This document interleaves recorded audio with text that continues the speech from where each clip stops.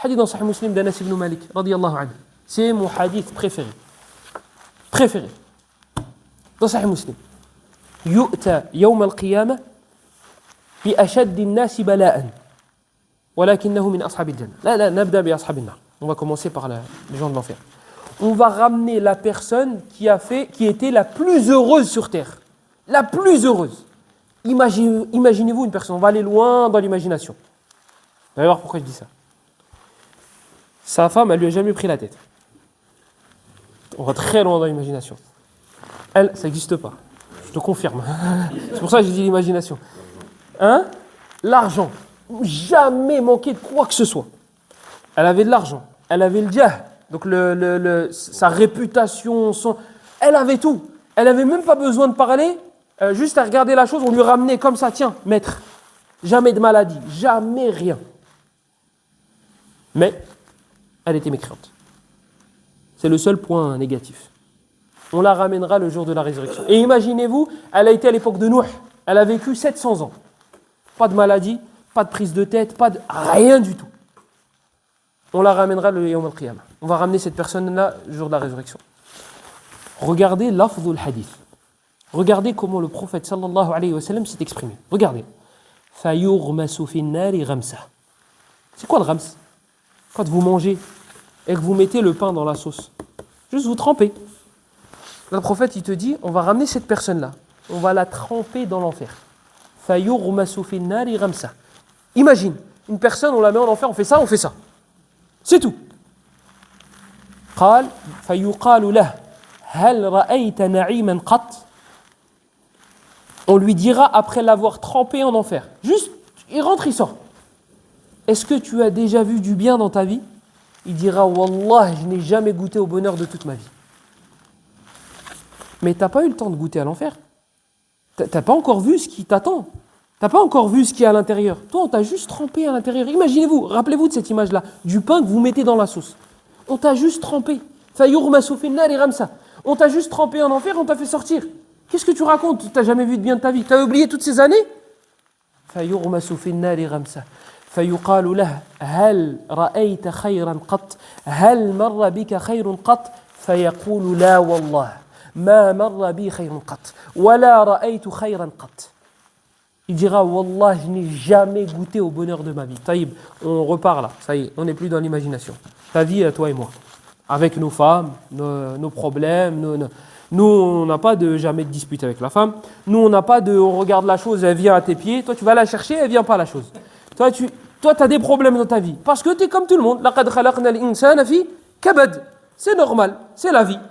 C'est comme ça. أَيَحْسَبُ النَّاسُ أَن يُتْرَكُوا أَن يَقُولُوا آمَنَّا وَهُمْ لَا يُفْتَنُونَ وَلَقَدْ فَتَنَّا الَّذِينَ مِنْ قَبْلِهِمْ فَلَا يَعْلَمَنَّ اللَّهُ الَّذِينَ صَدَقُوا وَلَا يَعْلَمَنَّ الْكَاذِبِينَ. C'était صدقوا. Donc, c'est normal. C'est les épreuves. Ça monte, ça descend. Quand tu te disputes avec madame, tu te dis c'est la pire. Quand tu es bien avec elle, tu te dis c'est la meilleure. Quand il t'arrive un boulot au travail, un problème au travail, tu te dis je vais quitter l'entreprise. Quand ils te mettent bien, tu te dis oh, elle est halal l'entreprise. C'est la vie de monsieur tout le monde. C'est comme ça. Toi, qui as cette vie-là, tu vas risquer de rentrer en enfer alors que ce gars-là, il n'a jamais vu de mal de toute sa vie. Lui, c'était la personne la plus heureuse. Et il a été juste trempé en enfer, il est ressorti, il a dit j'ai jamais vu de bien de ma vie. Et toi et moi, si on y entre, ce sera même pas pour avoir le sacrifice, il n'aura même pas valu la peine en fait.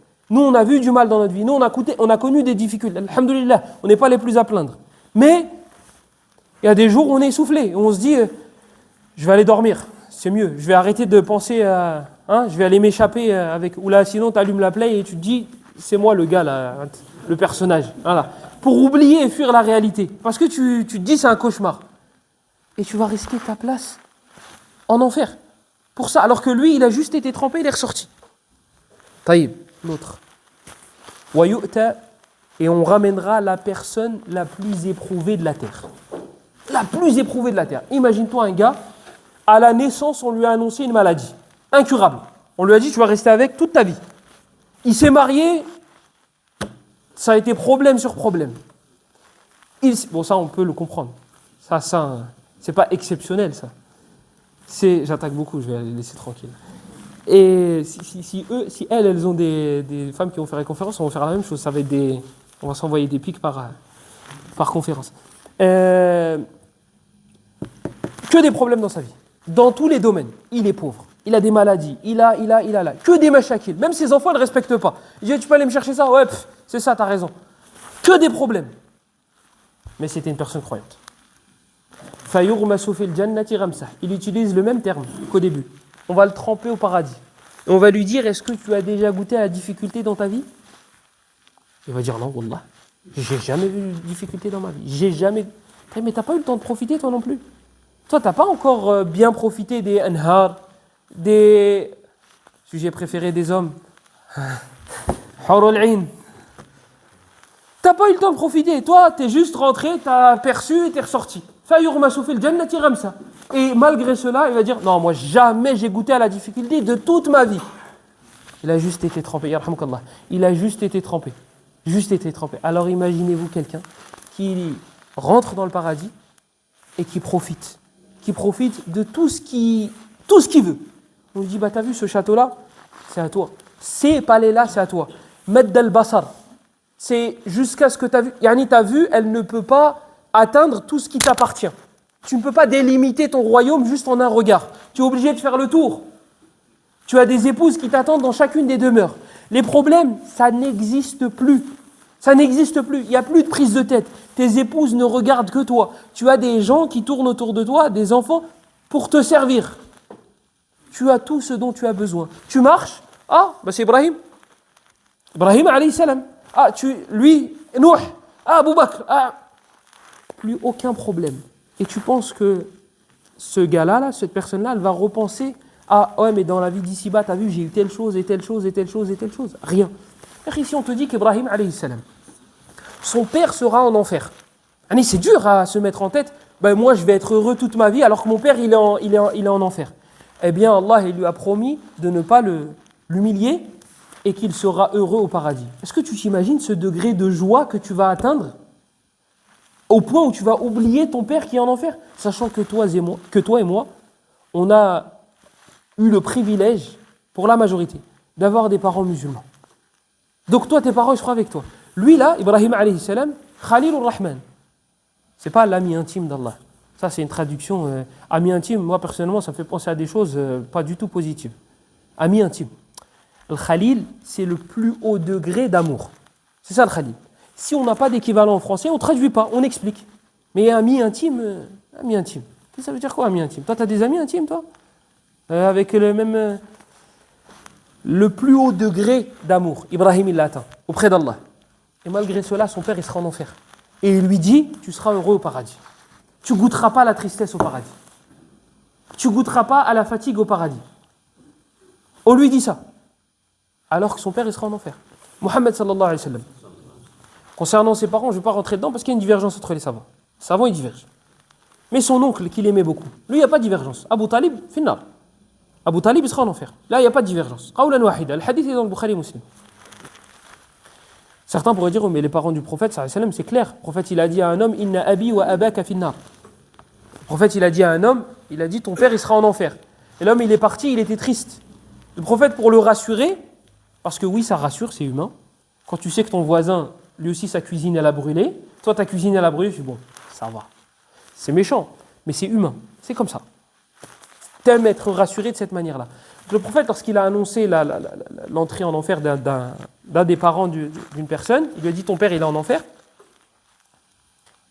L'homme, il est parti attristé.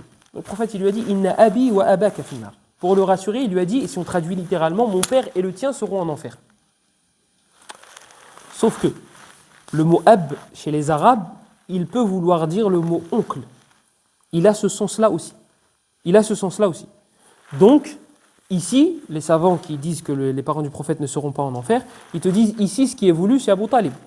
Yani, mon oncle et ton père seront en enfer. Certains savants l'ont interprété comme ça. C'est un sujet à divergence. Les savants, ceux qui disent que les parents du prophète ne seront pas en enfer, ils font partie de gens de l'Fatra, les gens qui n'ont pas reçu de message. Et ça, cet avis-là, il ne faut pas se dire, ouais, c'est les soufis qui disent ça. Mohammed al-Amin al-Shinqiti, ce n'est pas un soufi.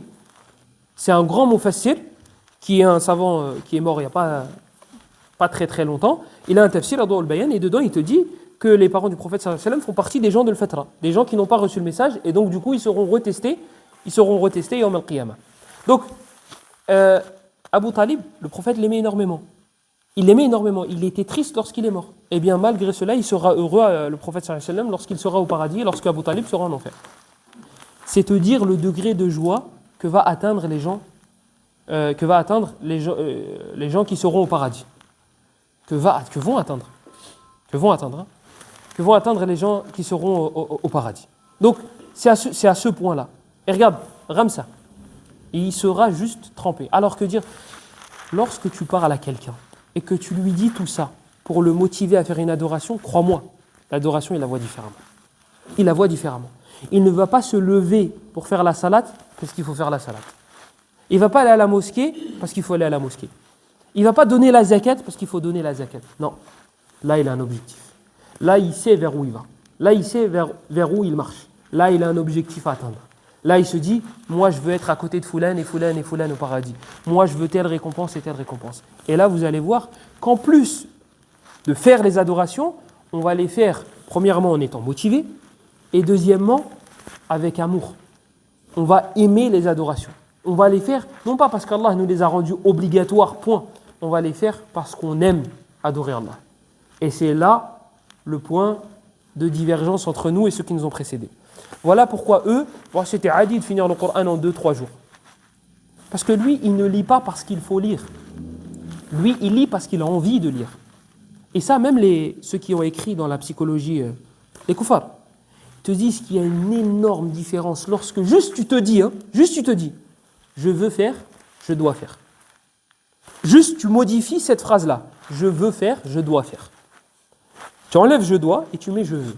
Ça a un effet psychologique incroyable. Et ben voilà la différence entre ceux qui nous ont précédés et nous. Nous on se dit finir le Coran en 3 jours, c'est dur. Je dois le faire, je vais tester. Je vais le finir une fois ce mois-ci parce que c'est le mois du Ramadan. Lui, il croit que c'est quelqu'un de bien mesquin. L'Akhor, il le faisait parce qu'il avait envie de le faire. Et voilà pourquoi il le faisait de manière continue. Et tu trouves dans leur biographie, c'était Adi. Foulan, il a fini dans le witr, dans une raka'a, il a fini le Coran. Et tu te dis, lui, il l'a fait. Lui aussi, il l'a fait. Saïd ibn Jubair, il l'a fait. Avant lui, dans Sunan al-Tirmidhi, tu as Uthman qui l'a fait. An-Nawawi, lorsqu'il te rapporte ce athar-là, il te dit le nombre de personnes est incalculable, de ceux qui ont fait ça là, qui ont fini le Coran en une raka'a. Toi, dans ta tête, tu dis, attends, moi, quand je récite Naba, mes jambes piquent. Et lui, Zama, il a récité le Coran. Moi, pour réciter le Coran, il me faut 35 heures. Et lui, Zama, il a... Oui, mais il est là le problème, c'est que tu fais une analogie avec toi. Mais toi, tu n'es pas une référence. Lui, il connaît le Coran depuis qu'il est enfant.